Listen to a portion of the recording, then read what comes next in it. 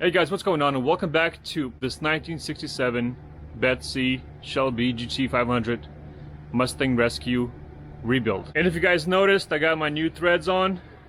I picked this up a few months ago. It's an overall from head to toe. I was never a fan of overalls, honestly. They're either too stiff or too small or too big, and it took me about, I think I went through about maybe 5 or 6 different ones, and then finally found this one that fits me pretty good, and it doesn't feel as stiff as a lot of other ones are. I'll put a link down for this overall down in the description if you guys want to check it out. If you're working on cars, I highly recommend it, especially if you're doing something underneath the belly, grinding, whatever, even welding. This will work pretty good because this is more of a heavy duty material. I love that it has zip pockets right here. This is my phone right here, otherwise things fall out. You got little pen holders right here. You got a pocket here, and then a pocket that goes to your shorts pocket, and you got pockets right here on the side, and then another zip pocket right here. So honestly, it's one of the best ones that I was able to find. I think this is by White Cap, I believe. The softer material, and it fits me pretty good. I'm 6'1", 200 pounds, and honestly, this is one of my favorites one to date. Since I'm going to be painting the belly and then cleaning all that stuff underneath, this will work out perfectly for me, because a lot of times when I go on the creeper underneath the Mustang, my shirt or my shorts get caught underneath the wheel of the creeper, and this is going to be perfect. I'm not going to have any debris going into my shorts or underneath my shirt, and this is going to work out pretty good. Alright, so let's do a quick little rundown of what we're going to do on BETSY in this episode, and we're going to get her done. And we're going to start right now.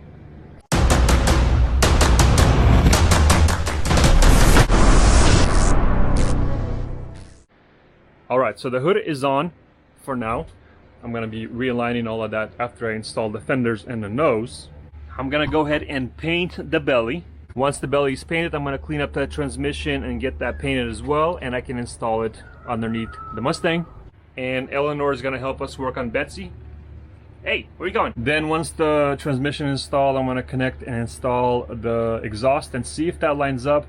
And then I'm going to see, once the transmission is also on, I'm going to see if I need to move the transmission, the engine forward or back a little bit, and see how much room we have with the carburetor and then with the intake, and to see if it's going to hit the hood right here and right there. That's where it was hitting before, because it was sitting on the rack and pinion, so it was hitting there and there. So we're gonna have to see if we need to go forward or back a little bit on the engine. So it's good that we have these adjustable engine mounts, because we can go forward and back, and we can even go to the left a little bit to the left and a little bit to the right. So we have a little bit of room to work in the engine bay now. And we also got a box come in from Kentucky Mustang, which is something we were waiting for, and we got some brackets from them, shocks, mirrors, mirror bracket, visor, a few other things, and we have a bunch of other stuff that we already got from them earlier before, but we're going to be installing a bunch of stuff from Kentucky Mustang as well. Alright guys, so let's start taping off the bottom of the car and start painting the belly. Alright, let's go.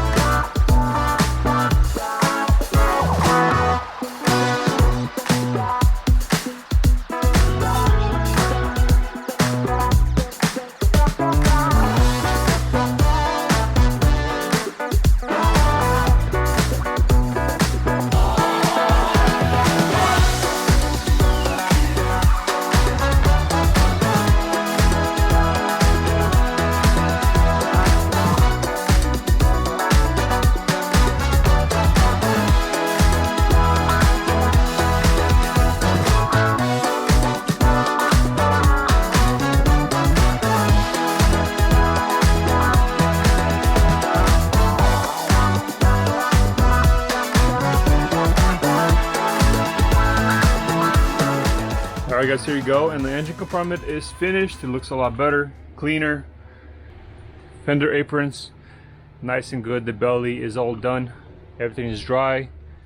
Wheel wells, those are nice and done. I mean, they're not going to be perfect obviously, but we just kind of basically making them look a lot better. I'm going to change the shocks. I'm going to show you the shocks in a minute. I'm going to change those shocks because those are some weird air shocks. I don't know what they are, but we're going to put some new ones in there. It's going to look a lot better and it's going to ride better. Also, I'm going to go ahead and clean up the inside of the fenders, and I'm going to spray them as well. They're not actually that bad. They're not that rusty. So I'm just going to basically clean them up, vacuum up all the debris, and we're going to mask off the edges, and I'm going to spray inside, and it's going to look a lot better when it's going to be on the car. And these are the shocks I'm going to install. KYB gas shocks, and they're going to sit in there, look pretty, and actually do some absorbing compared to whatever that is in the back there, some air junk, whatever that is. So that's we picked these up from Kentucky Mustang. Alright, and once the fenders are painted and ready to be installed, we're going to put them on the car and see how it looks. Alright, let's begin.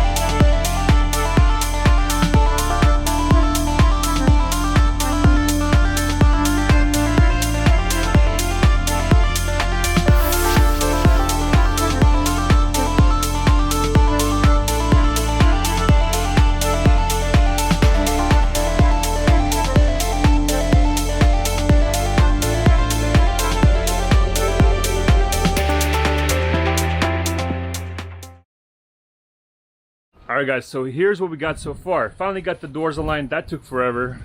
And the fenders, lined them up with the doors, and that took a little bit longer too because I had to weld new brackets underneath.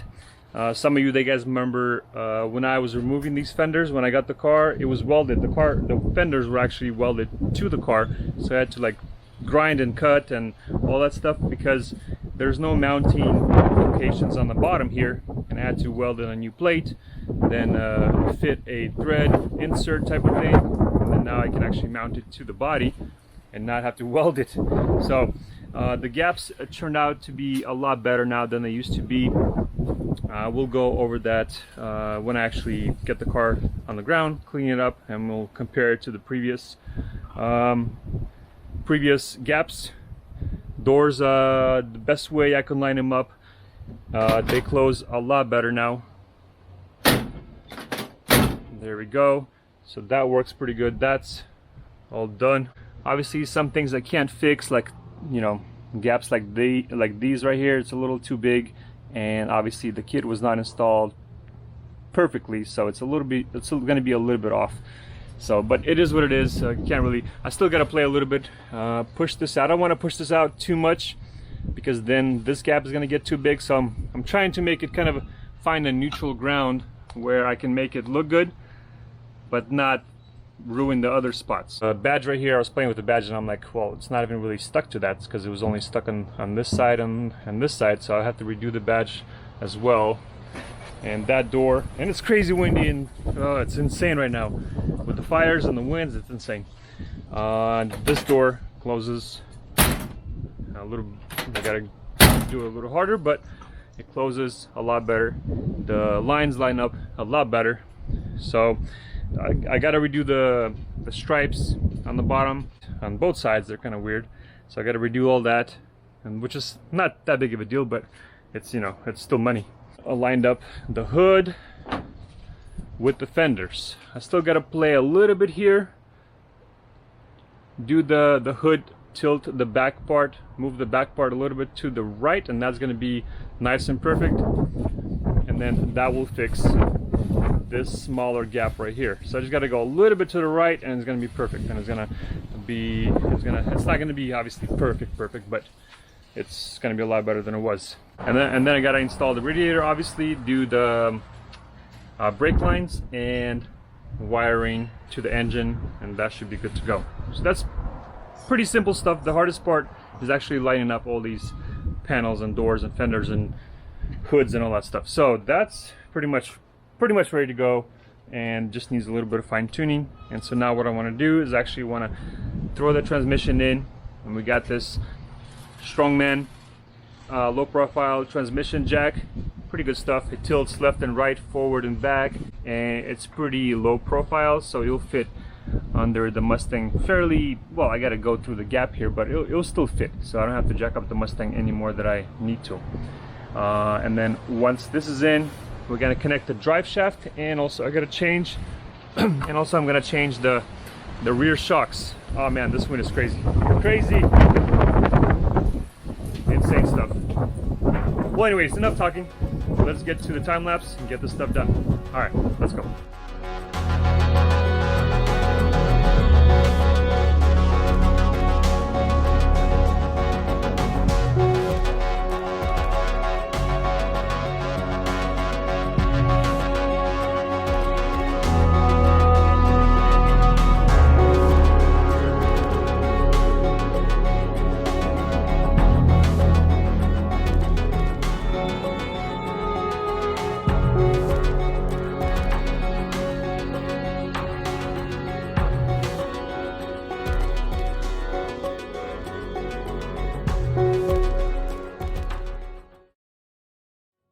Alright guys, so sadly I'm going to have to call this part 13 because I still need to go to part 14.